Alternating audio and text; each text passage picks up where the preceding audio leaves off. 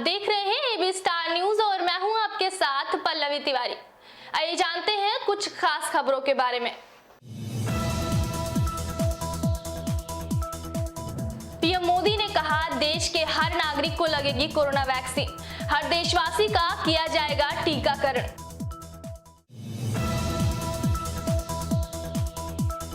पाकिस्तान के विदेश मंत्री शाह महमूद कुरैशी ने कहा था, अभिनंदन को जाने दे वरना भारत कर देगा हमला।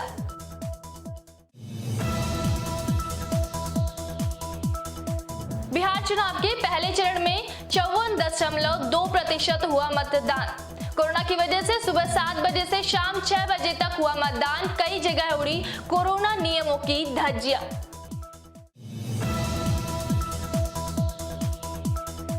आम आदमी पार्टी के 4 विधायकों के खिलाफ एफआईआर दर्ज। प्रदर्शनकारियों पर एसीपी की अंगुली चबाने का आरोप।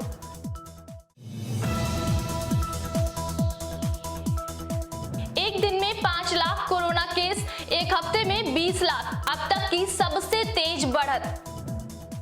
देश में कोरोना के मामले 80 लाख होने के बीच प्रधानमंत्री नरेंद्र मोदी ने देश को आश्वस्त किया है कि कोरोना की वैक्सीन बन जाने के बाद हर देशवासी का टीकाकरण किया जाएगा। उन्होंने कोरोना वैक्सीन टीकाकरण को लेकर अपनी सरकार की तैयारियों की जानकारी देते हुए कहा कि देश के आखिरी छोर पर मौजूद व्यक्ति तक वैक्सीन पहुंचाने के लिए प्लान तैयार किया जा रहा है। कोरोना वैक्सीन के स्टोरेज के टीकाकरण के लिए कोल्ड चेन पर काम चल रहा है। पीएम मोदी ने कहा कि वह पूरे देश को आश्वस्त करना चाहते हैं कि जब भी कोरोना वैक्सीन उपलब्ध होगी, हर देशवासी का टीकाकरण किया जाएगा, किसी को भी छोड़ा नहीं जाएगा। हर देशवासी के टीकाकरण के पीएम मोदी के इस आश्वासन से कोरोना वैक्सीन के फ्री टीकाकरण की खबरों को फिर से बल मिल गया है। पाकिस्तान ने कबूल किया है कि भारत के दबाव में पाकिस्तान ने भारतीय पायलट को छोड़ा था। पाकिस्तान की संसद में जनरल बाजवा को लेकर पाकिस्तान के मंत्री ने बयान दिया कि अभिनंदन की गिरफ्तारी के बाद पाकिस्तान के विदेश मंत्री शाह महमूद कुरैशी ने पिछले साल विपक्ष से कहा था कि भारतीय वायुसेना के विंग कमांडर अभिनंदन को जाने दें वरना भारत पाकिस्तान पर हमला कर देगा। भारतीय वायुसेना के विंग कमांडर अभिनंदन वर्धमान को पिछले साल फरवरी में पाकिस्तान ने आजाद कर दिया था। हालांकि अब भी उनके नाम से वहां सियासत जारी है। अब पाकिस्तानी सांसद अयाज सादिक ने दावा किया है कि तब विदेश मंत्री शाह महमूद कुरैशी ने दावा किया था कि भारत पाकिस्तान पर हमला करने वाला है और इसीलिए अभिनंदन को छोड़ना जरूरी था। अयाज ने देश की संसद में कहा, कुलभूषण के लिए हम अध्यादेश लेकर नहीं आए थे।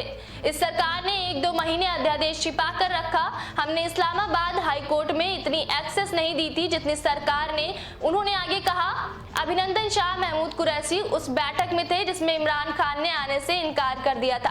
कुरैशी के पैर कांप रहे थे, उनके माथे पर पसीना था। कुरैशी ने कहा, खुदा का वास्ता अब इसको वापस जाने दें क्योंकि 9 बजे रात को हिंदुस्तान पाकिस्तान पर हमला कर रहा है। बिहार विधानसभा चुनाव के पहले चरण के लिए वोटिंग जारी है। पहले चरण में 16 जिलों की कुल 71 सीटों पर वोट डाले जा रहे हैं। वहीं दाव पर हैं 1066 उम्मीदवार जिनकी किस्मत का फैसला पहले चरण में होना है। पहले चरण में 2.14 करोड़ मतदाता अपने मताधिकार का इस्तेमाल करेंगे। कोरोना महामारी के दौर में हो रहे विधानसभा चुनाव के मद्देनजर सुरक्षित मतदान के लिए हर पोलिंग बूथ में गाइडलाइन का सख्ती से पालन किया जा रहा है। बिहार विधानसभा के पहले चरण में रोहतास जिले में मतदान कार्य समाप्त हो चुका है। जिले के मतदाताओं ने 7 विधानसभा सीटों पर चुनाव लड़ रहे प्रत्याशियों के भाग्य का फैसला ईवीएम में बंद हो गया है। पहले चरण में संपन्न रोहतास जिले में मतदाताओं द्वारा 39.41% मतदान किया गया।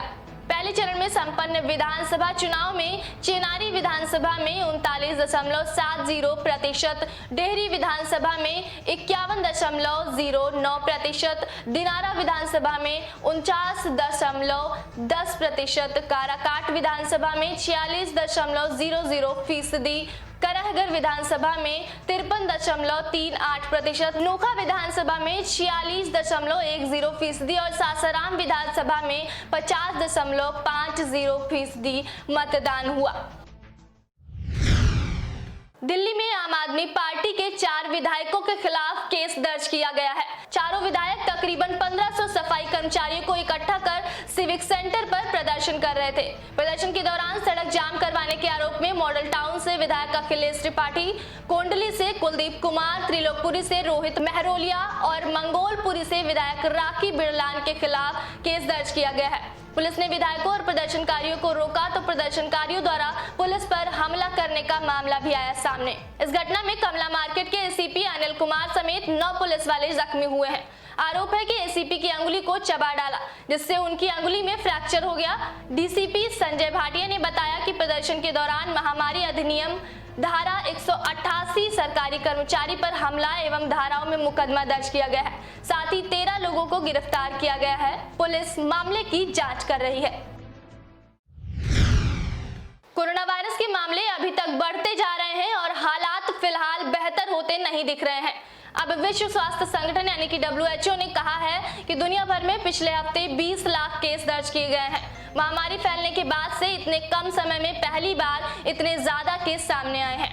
हफ्ते भर में कोविड-19 के एनालिसिस के आधार पर WHO ने कहा कि लगातार दूसरे हफ्ते में यूरोप में सबसे ज्यादा 13 लाख केस सामने आए हैं। एजेंसी ने कहा कि सबसे ज्यादा मौतें भी यूरोप में देखी गई हैं। WHO ने कहा है कि मरने वालों की संख्या बढ़ रही है, लेकिन पहले के मुकाबले जितने केस सामने आ रहे हैं उनकी तुलना में मृतकों की संख्या कम है।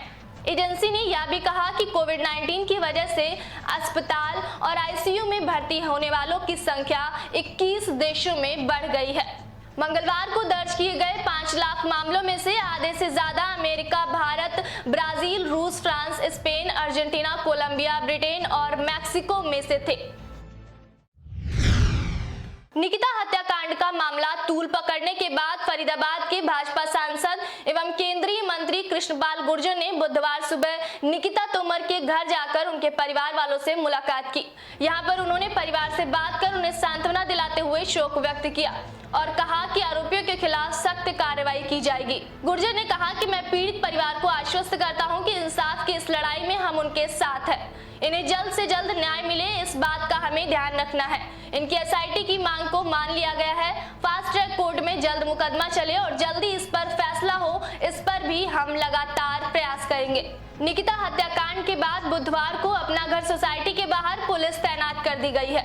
मृतका के परिजनों को सांत्वना देने के लिए लोग सुबह से ही पहुंचने शुरू हो गए हैं। वायरल वीडियो के अनुसार 2 लड़के छात्रा को जबरन कार में खींचने की कोशिश करते दिख रहे हैं, लेकिन जब वह कामयाब नहीं हो पाए तो उन्होंने रिवॉल्वर निकालकर छात्रा को गोली मार दी।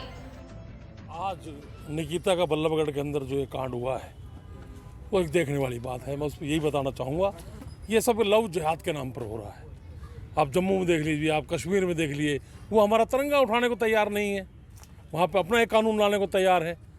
तो मैं आप लोगों के मीडिया के माध्यम से हम SDM साहब को एक ज्ञापन देने जा रहे हैं और मैं उनको चेतावनी भी देना चाहता हूँ, जो लव जिहाद के नाम पर इस हिंदुस्तान को इसको ख़राब करना चाहते हैं, या तो सुधर जाएं, हिंदुस्तान की हिंदू की मुख्य धारा के अंदर लौट जाएं, वरना उनका हश्र 1947 में बाद उनको वापसी उनको पाकिस्तान ही भेज दिया जाएगा। देखिए, अभी यहाँ का स्थानीय सांसद होने के नाते परिवार पर जो ये दुख की घड़ी आई है उसकी सहानुभूति व्यक्त करने के लिए मैं सांसद के नाते भी और हरियाणा सरकार के अन्य मुख्यमंत्री का प्रतिनिधि होने के नाते भी यहाँ पर उनके बीच आया। इस घटना का माननीय मुख्यमंत्री जी को भी और हम सबको बहुत पीड़ा है। परिवार ने एक होनहार बेटी को खोया है और दिन दहाड़े जिस तरह ये अपराधी ने किया है उसकी जितनी निंदा की जाए उतना ही कम। केंद्र सरकार ने दिल्ली NCR में प्रदूषण की रोकथाम के लिए नए कानून को मंजूरी दे दी है। इसके तहत IPCA को खत्म कर उसकी जगह एक नया कमीशन बनाया जाएगा, जो कि प्रदूषण को कम करने के कानून का क्रियान्वयन सुनिश्चित करेगा। कमीशन को शक्तिशाली बनाया गया है। उसके आदेश का क्रियान्वयन न करने पर 5 साल तक की सजा और 1 करोड़ रुपए तक का जुर्माना लगाया जा सकता है। केंद्र सरकार द्वारा बुधवार देर रात जारी किया गया अध्यादेश commission for air quality management in national capital region and adjoining area 2020 में भूरेलाल के नेतृत्व वाली अथॉरिटी IPCA को खत्म कर नया कमीशन बनाने की बात कही गई है। कमीशन के तहत 3 सब कमेटियां होंगी, जिनमें एक प्रदूषण के स्रोतों की निगरानी और पहचान करेगी, दूसरी रोकथाम के लिए कानून का क्रियान्वयन करेगी, तीसरी सब कमेटी शोध और विकास का कार्य करेगी। बता दें कि हाल में केंद्र ने सुप्रीम कोर्ट से से कहा था कि वह एनसीआर में प्रदूषण की रोकथाम के लिए नया कानून ला रही है। राष्ट्रीय स्वच्छ हवा कार्यक्रम के तहत सूचीबद्ध 23 राज्यों में दिल्ली, झारखंड और उत्तर प्रदेश सर्वाधिक प्रदूषित राज्यों में दर्ज किए गए हैं। कार्बन कॉपी और एस्पायर लिविंग की तरफ से किए गए अध्ययन में यह बात सामने आई है कि दिल्ली एनसीआर और उससे सटे राज्यों में प्रदूषण फैलाने वाले सावधान हो जाए। अगर अब प्रदूषण फैलाए तो 5 करोड़ रुपए तक का जुर्माना देना पड़ सकता है। इतना ही नहीं, 5 साल तक की सजा भी हो सकती है। बढ़ते वायु प्रदूषण को देखते हुए केंद्र सरकार ने यह बड़ा कदम उठाया है। इसके लिए केंद्र ने एक आयोग भी बनाया है। इसमें इसरो के प्रतिनिधि भी होंगे। यह आयोग ईपीसीए की जगह लेगा।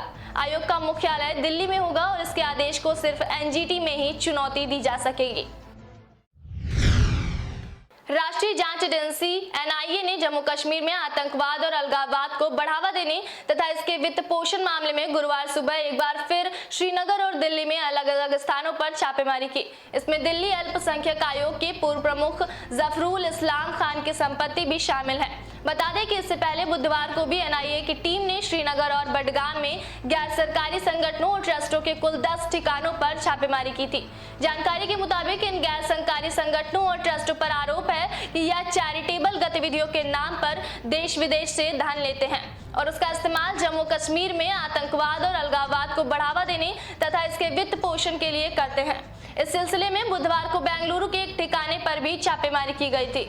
अभी तक की जानकारी के मुताबिक एनआईए की टीम ने जिन 6 एनजीओ पर छापेमारी की है उनमें चैरिटी अलायंस, जेके यतीम foundation, Falah e Aam trust, human welfare foundation, salvation movement और J&K वॉइस ऑफ विक्टिम्स शामिल हैं। इनमें से चैरिटी अलायंस और ह्यूमन वेलफेयर फाउंडेशन दिल्ली में स्थित है, वहीं बाकी सभी जम्मू और कश्मीर के श्रीनगर से काम करते हैं।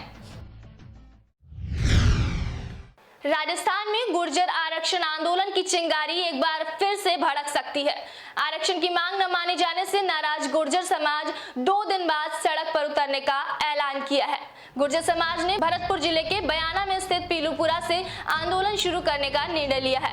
इसके लिए 1 नवंबर को सुबह 10 बजे शहीद स्थल पर महापंचायत होगी। गुर्जर समाज ने आगामी 2 दिनों में मांगे पूरी न होने पर 1 नवंबर को पूरे राजस्थान को जाम करने की चेतावनी दी है। इसी दिन नगर निगम के चुनावों के दूसरे चरण के तहत वोटिंग होगी। आंदोलन को लेकर बुधवार को बयाना के मारौली गांव में 36 गांव के गुर्जर समाज की बैठक आयोजित की गई है। बैठक में गुर्जर नेता विजय बैंसला सहित और भी नेता मौजूद रहे। गुर्जर समाज ने आगामी 2 दिनों में मांगे पूरी न होने पर 1 नवंबर को पूरे राजस्थान को जाम करने की चेतावनी दी है। इसी दिन नगर निगम चुनावों के दूसरे चरण के तहत वोटिंग होगी। आंदोलन को लेकर बुधवार को बयाना के मारौली गांव में 36 गांव के गुर्जर समाज की बैठक आयोजित की गई है। बैठक में गुर्जर नेता विजय बैंसला सहित समाज के पंच पटेल भी मौजूद रहे। इस महापंचायत में समाज की मांगे आगामी 2 दिन में पूरी नहीं होने पर 1 नवंबर को राजस्थान को जाम करने की चेतावनी दी है। वहीं राज्य सरकार ने कहा है कि सभी मांगों का निस्तारण बातचीत से ही संभव होगा। सरकार ने गुर्जर नेताओं की वार्ता के लिए जयपुर आने का न्योता दिया है, लेकिन वे इससे सहमत नहीं हैं।